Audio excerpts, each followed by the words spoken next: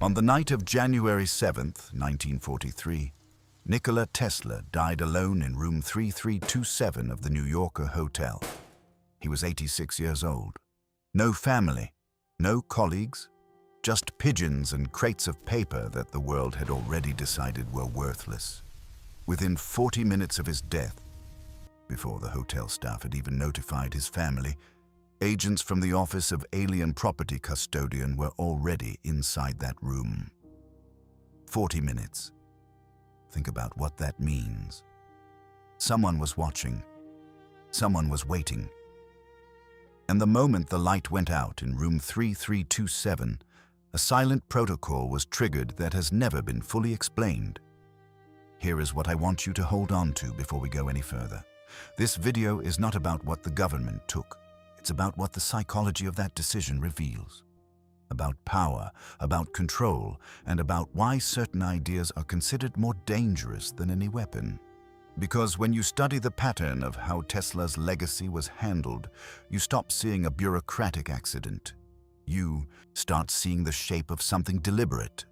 To understand what happened in 1943, you have to understand what kind of man Tesla was. He wasn't just an inventor. He was a system thinker. Someone who looked at the world and saw patterns where everyone else saw noise. He lived with obsessive-compulsive precision. His notes were numbered with an internal logic that only he fully understood. His experiments were designed not to prove theories, but to listen, to detect frequencies that existing science had no framework to explain. By the time he died, the world had already rewritten his story. Edison had won the public relations war. Morgan had pulled his funding. The scientific establishment had dismissed his later work as the ramblings of a brilliant mind gone to ruin. But here is the psychological pattern that repeats throughout history whenever a radical idea threatens an existing power structure. The idea doesn't disappear. The man does. Tesla didn't disappear physically. He was isolated, defunded, and systematically discredited while he was still alive. By 1943, he had been living in hotels for years, moving through the shadows of New York, supported by a small stipend from a Yugoslavian government that barely acknowledged his existence. The official narrative says Tesla died broke and forgotten. What the official narrative doesn't explain is why a broke and forgotten old man required a government seizure within 40 minutes of his last breath. According to declassified FBI files, the government seized approximately 80 trunks of Tesla's notes. They assigned Dr. John G. Trump, a legitimate MIT professor and pioneer in high-voltage research, to analyze the material. His official verdict: nothing of value for the war effort. Case closed. Move on. Except the case doesn't close cleanly. When you cross-reference the hotel inventory records with the finalized FBI manifest, something doesn't add up. Witnesses who worked at the New Yorker, men who physically carried those trunks, described heavy metallic cases and bound journals that never appeared in the official return to Tesla's nephew, Sava Kosanovich. Now, I'm not here to tell you what was in those missing cases. Nobody can. That's exactly the point. In the psychology of conspiracy, we don't search for the presence of a lie. We look for the shape of the hole left by the truth, and when you map the sequence of Tesla's final studies, his work on wireless resonance, his atmospheric research, his late-life theoretical writing, there is a gap. Researchers who have spent years with these documents call it the missing sequence. Some call it the third file. It's not a dramatic gap. It's a quiet one, a logical progression that simply stops and then resumes on the other side as if nothing happened, like a sentence with a word cut out of the middle. You can still read around it, but you feel the absence. That feeling is not an accident. That feeling is information. Because the question that matters isn't what was in the third file. The question is, what kind of idea requires that level of institutional response? What does a government fear enough to move within 40 minutes of a man's death? To answer that, we have to go back 40 years, to Colorado Springs. 1899. While the rest of the scientific world was refining combustion engines and laying copper wire across continents, Tesla was doing something that his contemporaries couldn't categorize. He was building a massive magnifying transmitter, not to send a signal, but to interact with the Earth itself, to test whether the planet had a natural resonant frequency that could be used as a conductor. During those experiments, he began recording pulses that didn't match any known atmospheric pattern. He told the press he was receiving signals from another planet. The world laughed. The scientific establishment used it as the first piece of evidence that Tesla was losing his mind. But look at that moment from a psychological perspective. Not as a claim about what Tesla discovered, but as a pattern of institutional behavior. When a radical idea emerges that threatens the economic foundation of a civilization, the first response is never direct confrontation. It's reframing. The idea isn't dangerous. The man is unstable. The discovery isn't threatening. It's delusional. You don't argue with the science. You disqualify the scientist. Tesla believed he had found evidence that the vacuum of space wasn't empty. That what we call the ether, the invisible medium between matter, was a pressurized field of energy, vibrating at frequencies the human instruments of 1899 could barely detect. He called it radiant energy. Whether that belief was correct is not the point of this video. The point is what that belief represented to the men who controlled the energy infrastructure of the early 20th century. J.P. Morgan didn't pull the funding for Wardenclyffe Tower because Tesla was wrong. He pulled it because Tesla might be right. Morgan's question, the one that has been documented, cited, and repeated for over a century, wasn't about science. It was about economics. If anyone can draw power from the air, where do we place the meter? That question is the entire psychology of suppression in a single sentence. You don't destroy an idea because it doesn't work.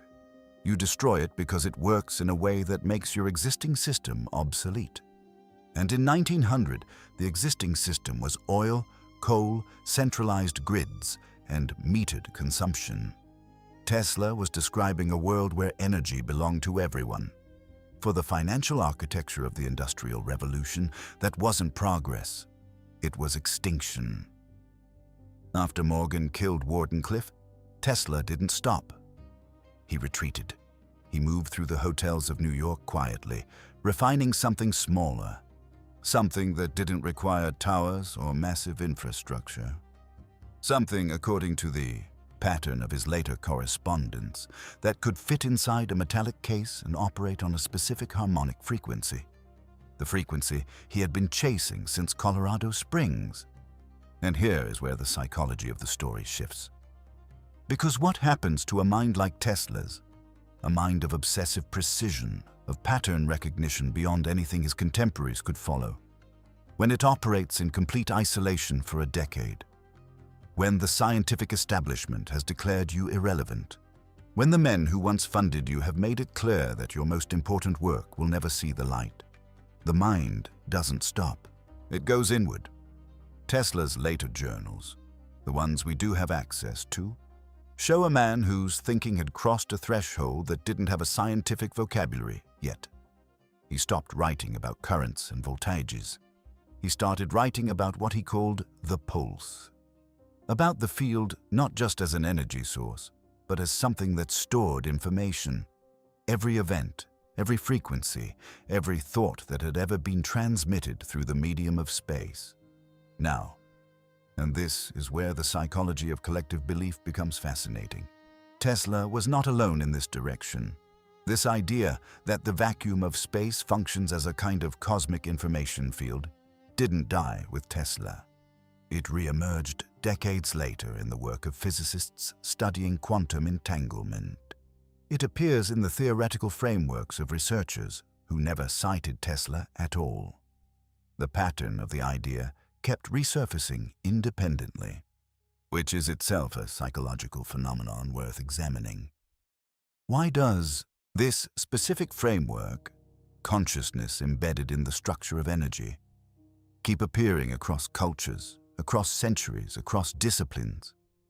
Is it because the idea is correct, or because the human mind is wired to generate it? That question has no clean answer. But it tells us something important about why Tesla's final beliefs created such institutional anxiety. It wasn't just about free electricity. It was about what free access to that field would mean for every structure of control that civilization had built: media, religion, government, finance. If the individual could access the field directly, the intermediaries became unnecessary. That is the real threat of the third file. So where does the third file end up? The FBI will point you to the microfilm archives. The Tesla Museum in Belgrade will show you the trunks returned in 1952. The official record says that Dr. Trump reviewed everything and found nothing significant. But here is the second anomaly. And this one is not speculation. This one is a pattern of documented behavior. While Trump was publicly declaring Tesla's later work speculative and philosophical, the military-industrial complex was quietly funding projects that followed the exact theoretical architecture of Tesla's suppressed research. The Philadelphia experiment, ionospheric research programs, the development of facilities like HARP, systems designed to interact with the Earth's electromagnetic field at precisely the frequencies Tesla had been writing about for 40 years. The psychology of power follows a consistent pattern throughout history. You don't burn the map to a gold mine. You eliminate the map maker and keep the map for yourself. The third file wasn't destroyed. It was institutionalized. It became the classified foundation of a technological era that remains, by the admission of multiple defense researchers, 30 to 50 years ahead of what the public is permitted to see. By keeping Tesla's framework in the dark, the custodians of that knowledge ensured that the rest of civilization remained dependent on a 19th century energy model. That is not a conspiracy theory.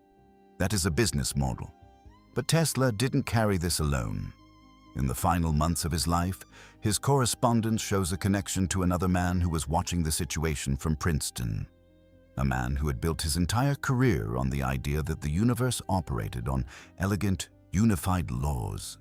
A man who, by 1943, had begun to suspect that the most dangerous thing about Tesla's work wasn't the energy. It was the equation underneath it. Albert Einstein had spent the last decade of his life searching for what he called the unified field theory, a single mathematical framework that would explain every force in the universe as expressions of one fundamental reality. He never published it. His colleagues assumed he failed.